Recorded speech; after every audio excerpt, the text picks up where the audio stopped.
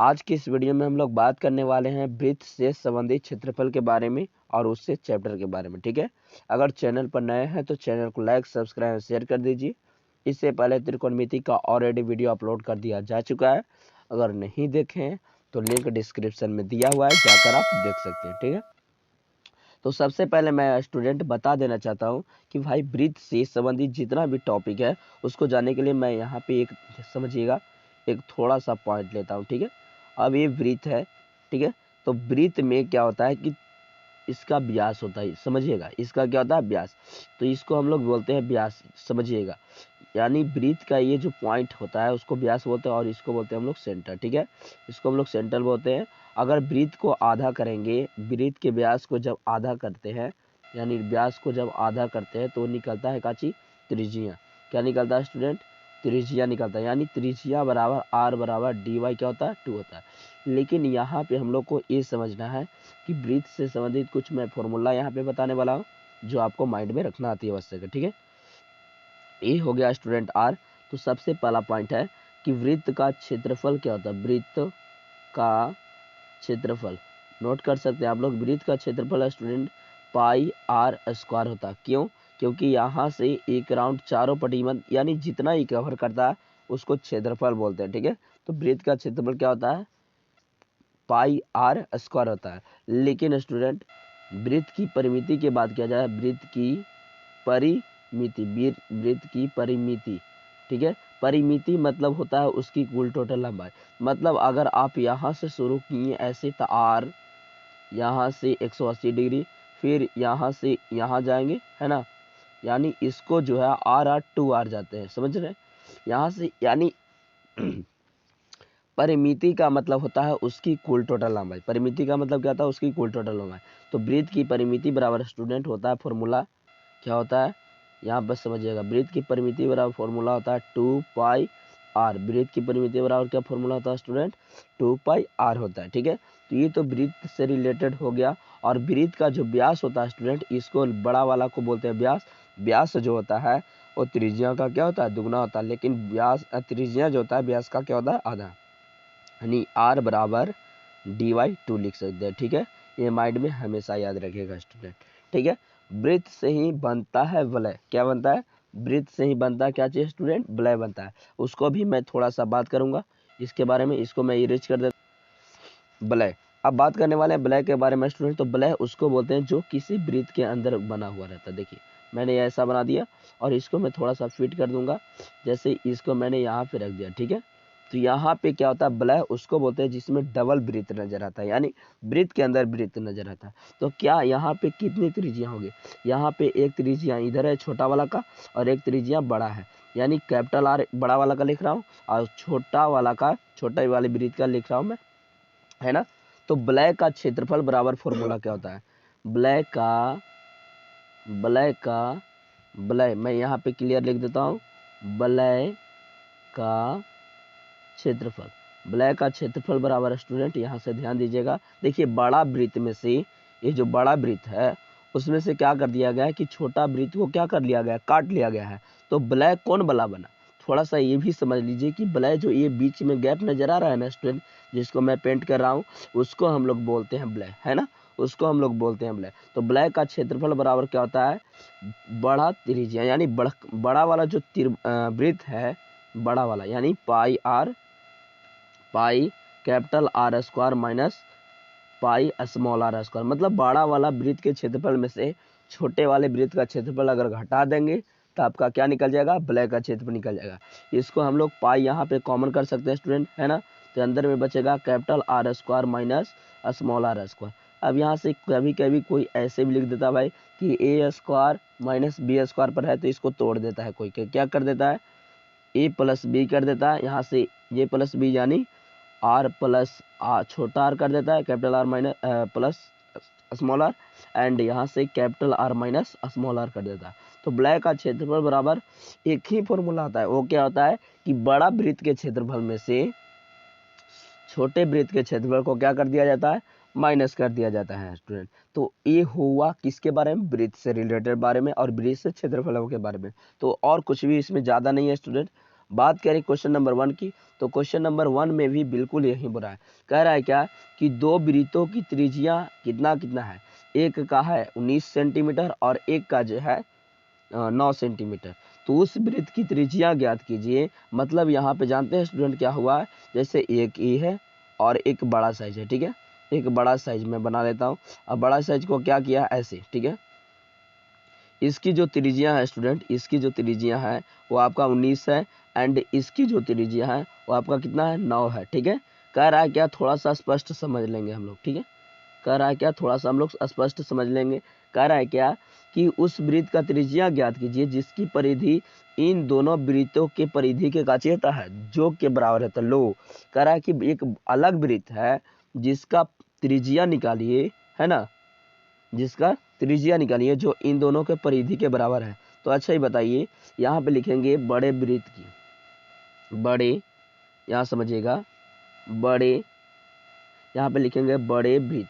बड़े वृत्त की परिधि जो है स्टूडेंट, बड़े वृत्त की ये जो परिधि है, बड़े वृत्त की परिधि जानते हैं क्या है, बड़े वृत्त का परिधि जो है इन दोनों के परिधि के जोड़ के बराबर है। यानी लिखेंगे दोनों वृत्त के परिधि के योग के बराबर है। परिधि का योग के बराबर है स्टूडेंट। या इसका मतलब हम निकाल सकते हैं बड़ा वाला का तो फॉर्मूला तो वही होता है 2 पाई आर। आर का मान कितना है बड़ा वाला का 19 एंड छोटा वाला का स्टूडेंट 9 है, यानी 2 पाई स्मॉल आर यानी 9 हो जाएगा, ठीक है। क्या आप यहाँ से कॉमन कर सकते हैं स्टूडेंट? जी हाँ, आप कॉमन कर सकते हैं। क्या आप बड़ा वृत्त का परिधि का निकाल सकते हैं फॉर्मूला? जी हाँ, बड़ा वृत्त का परिधि का फॉर्मूला तो वही होता है, इसको मैं कैपिटल आर लिख देता हूँ, ठीक है। एंड बात करें यहाँ से स्टूडेंट, तो 2 पाई आर यहाँ से हो जाएगा, 2 पाई यहाँ से कॉमन हो जाएगा।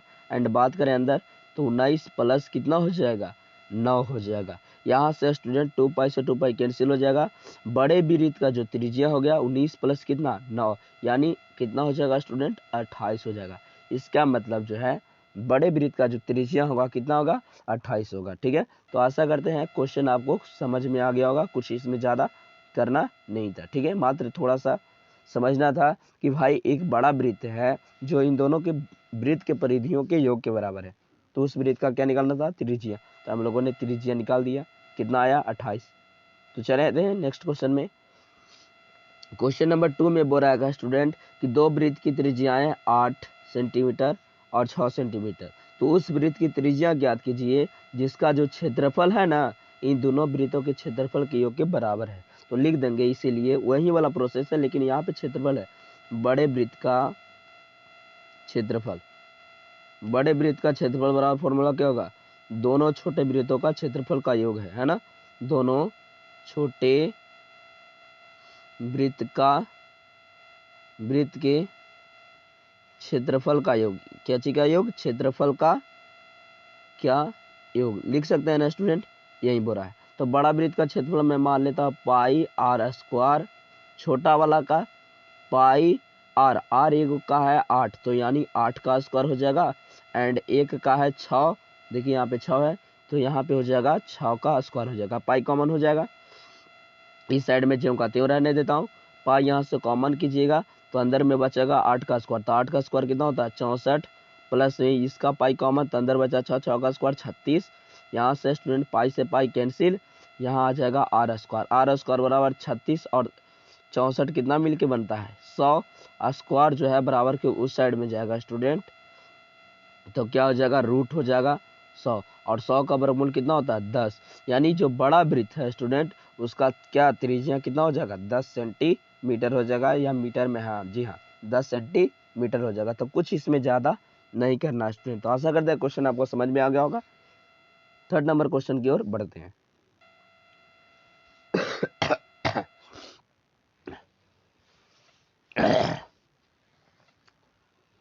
बात करें थर्ड नंबर क्वेश्चन के स्टूडेंट, तो थर्ड नंबर क्वेश्चन में आपको बगल में आकृति नजर आ रहा होगा, है ना।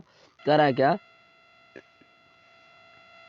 है क्या कि एक तीरंदाजी क्वेश्चन नंबर 3 में स्टूडेंट कह रहा है क्या कि एक तीरंदाजी जो लक्ष्य को दर्शाती है जिसमें केंद्र से बाहर की ओर 5 क्षेत्र है, gold, red, blue, black and white, ठीक है, चिन्हित किया, जिनसे अंक अर्जित किए जाते हैं। गोल्ड अंक वाले का व्यास कितना है? 21 है। मतलब ये जो गोल्ड वाला जो दम इस सबसे अंदर में जो है स्टूडेंट, उसका जो व्यास है कितना है? 21 है। मतलब उसका हम त्रिज्या निकाल सकते हैं ना। और तथा प्रत्येक अन्य पट्टी की जो चौड़ाई है स्टूडेंट, यहाँ पे चौड़ाई वो कितना है? यानी किसी दो का बात करें, अगर रेड की बात करें तो यहाँ से यहाँ तक ला इसकी जो चौड़ाई है स्टूडेंट वो कितना है? 10.5 है, 10.5 है। तो जस्ट लाइक ये ब्लैक जैसा है, ठीक है। तो हम लोग को यहाँ पे निकालना पड़ेगा स्टूडेंट, क्या निकालना पड़ेगा? थोड़ा सा केयर कीजिए, क्या निकालना पड़ेगा? सबसे पहले यहाँ पे गोल्ड का क्षेत्रफल निकालना पड़ेगा, GOLD, गोल्ड का क्षेत्रफल निकाल दीजिए। तो गोल्ड का क्षेत्रफल क्या होता है बताइए? गोल्ड का क्षेत्रफल, उसकी अगर त्रिज्या निकालें तो इसको आधा कर देंगे, यानी 10.5 हो जाएगा, यानी पाई आर स्क्वायर हो जाएगा। तो पाई का मान 22/60, 7 21/2, 21/2 हो जाएगा। 2 से कट जाएगा 11 टाइम, एंड यहाँ से कट जाएगा 7 या 21, तो यहाँ से आ जाएगा 11 तिया 33 गुने 33 गुने 21 बटे कितना? 2 हो जाएगा। अब इसको जो भी करके आता है 21 तिया 63, 21 तिया 63, यानी 6 9 3/2 आएगा ना स्टूडेंट, ठीक है। तो ये जो निकल गया स्टूडेंट, आपका क्या निकल गया? गोल्ड का क्षेत्रफल निकल गया। लेकिन प्रत्येक पट्टी की जो चौड़ाई है वो कितना है? 10 है। प्रत्येक पट्टी की जो चौड़ाई है स्टूडेंट, यानी इसको बात मत करो, तो इसका चौड़ाई है 10.5 है ना। सब की प्रत्येक पट्टी की जो चौड़ाई है उसके बाहर वो क्या है? 10.5 है। कितना स्टूडेंट? 10.5 है। अब हम लोग क्या करेंगे, अगर हम लोग को निकालना है रेड का क्षेत्रफल, ठीक है, RED का क्षेत्रफल, रेड का क्षेत्रफल निकालना है, तो सबसे पहले अंदर का क्षेत्र, अंदर का जो त्रिज्या था, तो अंदर का त्रिज्या कितना है? 21/2, यानी कितना? 10.5, 21/2 यानी 10.5। उसमें क्या करना पड़ेगा कि प्रत्येक पट्टी की चौड़ाई को जोड़ना पड़ेगा, यानी 10.2 में अगर हम 10.2 जोड़ते हैं स्टूडेंट तो कितना हो जाएगा? अगला बार 21 हो जाएगा। इसका मतलब रेड की त्रिज्या कितना हो जाएगा? कैपिटल रेड की त्रिज्या हो जाएगा 21, एंड क्या करेंगे? रेड के क्षेत्रफल में से इसको घटा देंगे, तो इसके रेड वाले जो पट्टी नजर आ रहा है स्टूडेंट वो ब्लैक जैसा है, तो ब्लैक का हमारा क्षेत्रफल निकल जाएगा।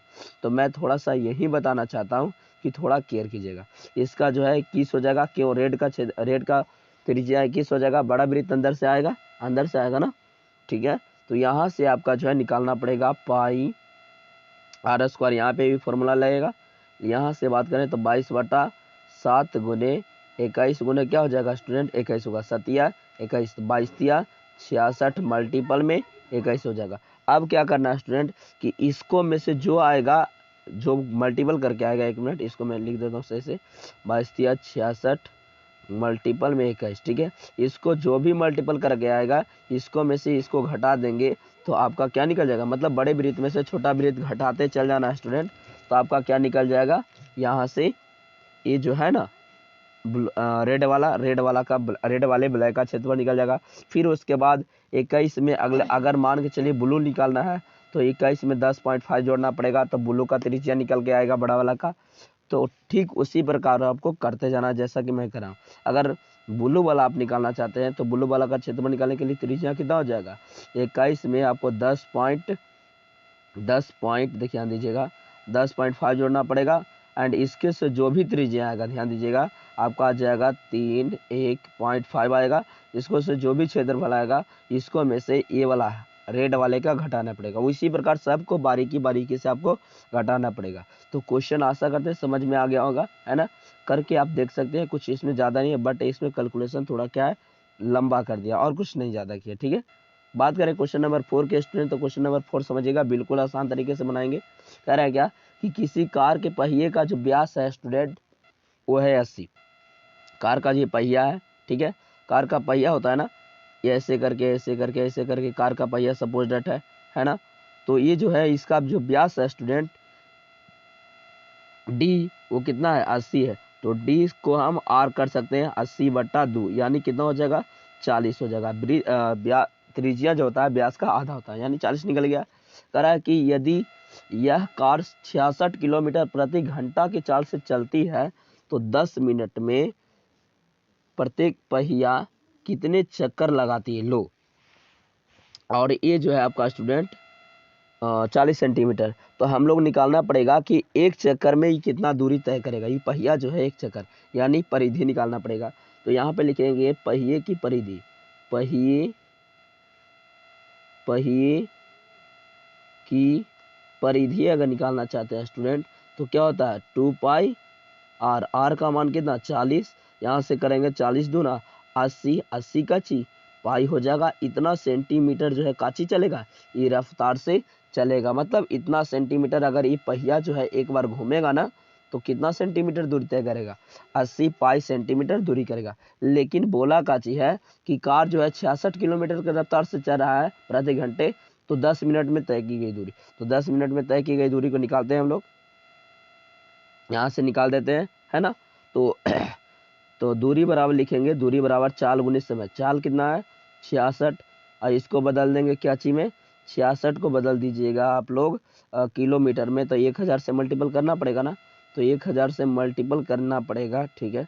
तो ये निकल गया आपका, एक मिनट, क्यों नहीं इसको 5 बटा, अगर इसको किलोमीटर को मीटर पर सेकंड में बदलना है, ठीक है, मीटर पर सेकंड में, या सपोज डेट क्या 66 किलोमीटर है, ठीक है, उसको जो है 10 मिनट, इसको घंटा में बदलना है तो 60 से भागा देना पड़ेगा, तो 1 0 से 1 0 कट जाएगा, तो 11 छक 66 आ जाएगा, यानी कितना 11 किलोमीटर आ जाएगा। अभी 11 किलोमीटर को सेंटीमीटर में बदलने के लिए अब ध्यान दीजिएगा स्टूडेंट, 11 किलोमीटर को केयर कीजिएगा, 11 किलोमीटर को अगर मीटर में बदलना है तो 1000 से गुना करेंगे, तो यानी 11000 हो जाएगा स्टूडेंट, माइंड में आ रहा है।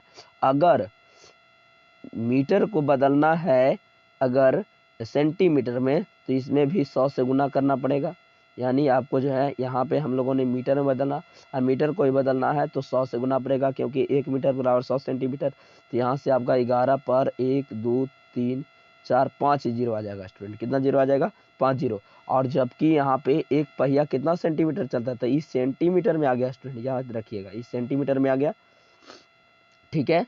अब जो है क्या हुआ कि एक बार में पहिया 80 पाई चलता है, इसीलिए लिखेंगे चक्रों की संख्या, पहियों की चक्रों थोड़ा सा यहाँ पे चक्रों की संख्या लिखेंगे।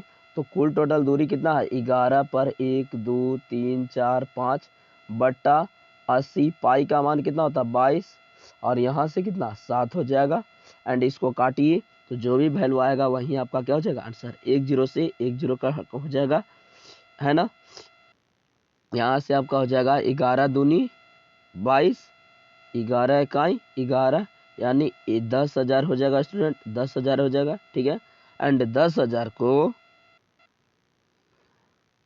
अगर आप देखिए 2 से काटिएगा तो आपका हो जाएगा 500, एंड 500 को सॉरी 10,000 को 2 से काटिएगा तो 5,000 ना, अगर 5,000 को अगर 8 से काटिएगा तो कितना टाइप कटेगा, तो 8 छक 48, सॉरी 8 छक 48 एंड 2, तो 8 दूना 16 8 5 40, यानी जो आपका 625 आ जाएगा। देख लीजिएगा कैलकुलेशन करके, तो 625 में आपको कितना से मल्टीपल करना पड़ेगा 7 से, तो 25 सते 75 से 7 बचे 35, 7 दूनी 14, 14 15 16 17 एंड 1 सचक 42, 42 1 43, यहाँ से आपका इतना चक्कर होता है स्टूडेंट। देख लीजिएगा कैलकुलेशन आपका सही है कि नहीं, लेकिन बनाने का तरीका आपका यही है, याद रखिएगा, ठीक है। तो कुछ इसमें ज़्यादा नहीं करना है, बस थोड़ा सा क्या करना है कैलकुलेशन करना। आगे की बात मैं करूँ तो क्वेश्चन नंबर 5 में स्टूडेंट आपका क्या बोल रहा है, कह रहा है कि यदि एक वृत्त का परिमाप और क्षेत्रफल काची है, यदि एक वृत्त का परिमाप और क्षेत्रफल का संख्यात्मक रूप काची है बराबर है, मतलब वृत्त का परिमाप क्या होता है 2 पाई आर, और वृत्त का क्षेत्रफल क्या होता है पाई आर स्क्वायर, दोनों काची है बराबर, तो पाई से पाई कैंसिल हो जाएगा, आर ये गो और यहाँ दो गो, तो आर बराबर कितना आता है 2, तो यहाँ से आ जाएगा ऑप्शन नंबर ए। तो आशा करते हैं स्टूडेंट क्वेश्चन आपको फुल्ली समझ में आ गया होगा। थोड़ा सा तबीयत डाउन है इसीलिए हम थोड़ा सा स्लो चल रहे हैं, इसीलिए तब तक के लिए गुड बाय, एंड चैनल को लाइक सब्सक्राइब शेयर कर दीजिए। मिलते हैं नेक्स्ट वीडियो।